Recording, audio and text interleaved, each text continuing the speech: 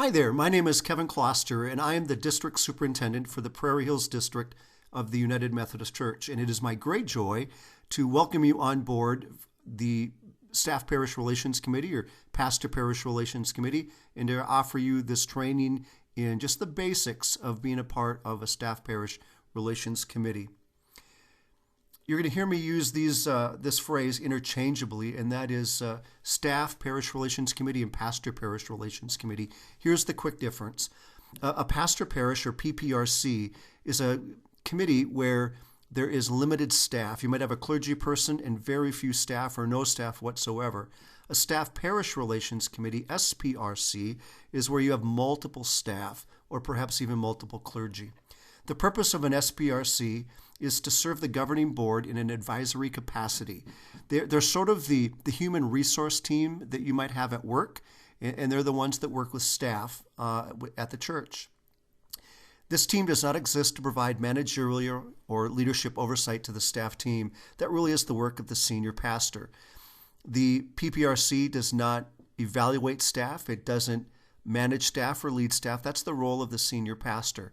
They really are there to help the pastor to be the most effective pastor he or she can be. They also engage in the evaluation of the clergy that are appointed to a local church. Membership of a PPRC is between 5 and 9 people, and these must be members of the local church.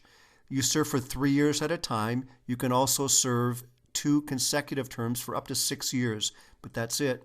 The pastor should always be present unless he or she excuses self or if the DS is in attendance. The lay delegate and a lay leader are members. They have voice and they have vote. When you have a charge where you have multiple churches, a representative and a lay leader from each church become part of the PPRC. Here's some people that can't be on a Staff Parish Relations Committee. You can't have staff members. That would be a no-no. You can't have any more than 1 immediate family member from the same household, and no immediate family members of the pastor or staff. Those people can't be part of this team. The meetings should be at least quarterly, and you have written minutes of the decisions and the actions that are made. Now, what I mean by that is that you don't want to keep a detailed record of the conversation because so much of it's confidential. You just want to report decisions, actions that have been made. The pastor should always be present at a meeting unless he or she excuses self. The meeting can only take place with knowledge of the pastor or the district superintendent. You may meet with just the district superintendent without a pastor or without any appointed staff. But due notice must be given to the pastor, and the district superintendent will share with the pastor or pastors immediately following the PPRC meeting. And PPRC meetings are closed. That is, no one from the church is able to be a part of that meeting. It's only for people who are part of the PPRC. Much like civic meetings have closed sessions, government organizations have closed sessions when they deal with personnel issues. This is the same thing. Confidentiality is very significant. Issues are discussed during the meeting and are not to be discussed between meetings. No parking lot conversations, no hallway discussions, and all matters are kept in strict confidence. You don't talk with your wife or your husband or your kids or the people that you work with or other church members. All input that is brought to the meeting is held in strict confidence. You may discover that somebody has written a letter and that letter is shared at the staff parish. Well, whatever is said in that letter, whoever has sent that letter, that all stays confidential. If you cannot keep confidence, then at least have the integrity to resign from the committee. To maintain confidence is just incredibly important. And then there should be careful reporting to the council after each meeting. What you want to report here is just sort of the decisions that maybe have been rendered. You don't want to go into all of the details about what happened. You can say, we met here, we met for this long, we maybe talked about evaluation, but getting in depth around any of that stuff doesn't happen because it is a matter of strict confidence. The duties of the PPRC around personnel issues are to develop and recommend to the council or your administrative board staff positions and job descriptions for staff other than the pastor.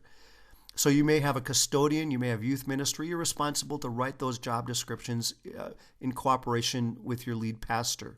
And if your church is growing and you need to hire more people, you would be the ones that would present that to the administrative board to make sure that there's financing for that to happen. You would recommend to the administrative board personnel policies and monitor compliance, things like vacation policies for your staff, progressive discipline policies, those kinds of things. You also act as a consultative nature with your pastor to help discover pulpit supply. You are the ones that set the compensation and vacation and insurance and pension and housing, if any of that stuff is needed for your staff. When it comes to clergy, you will help set compensation, but vacation, insurance, pension, and housing is usually pretty much taken care of by the conference. And you also work to enlist new people. If somebody is interested in becoming a pastor or a lay speaker or wants to go into missionary service, they start with you and they come before the PPRC asking for an interview, and then you review them and you recommend them, and they move on to the district committee and ordained ministry.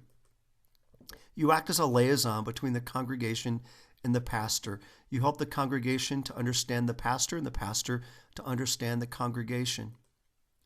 Other duties around parsonage issues is that once a year you will meet with the trustees, the pastor, and your staff parish relations committee to make an annual review of the parsonage. And if you discover that there are repairs that need to be made, you'll work to do those timely. If you discover that the pastor, for some reason, isn't treating the home well, you'll take that up with perhaps me or your district superintendent to work through that. If you discover that there's an issue in the home that's causing problems to the health of the pastor or the family, you are to deal with those in a very timely fashion. Other duties involve an annual evaluation. Once a year, you will provide an evaluation of your pastor to encourage effective ministry. And that annual evaluation will take place both in terms of formative evaluation, which is the ongoing evaluation that helps us become better pastors. And then there'll be a summative evaluation, which will make the decision as to whether or not your pastor will return for another appointment. And the appointment issues, that is, you will confer with your pastor, you'll cooperate with your pastor, the district superintendent, and your bishop in securing clergy leadership when it becomes evident that the best interest of the church and pastor will be served by a change. That takes place once a year, and there is a form that we use to walk through that. So with that, you need to understand that what you're doing is you are simply conferring and cooperating with your district superintendent and with the bishop. And what you share is advisory only. The bishop and the cabinet have the final say.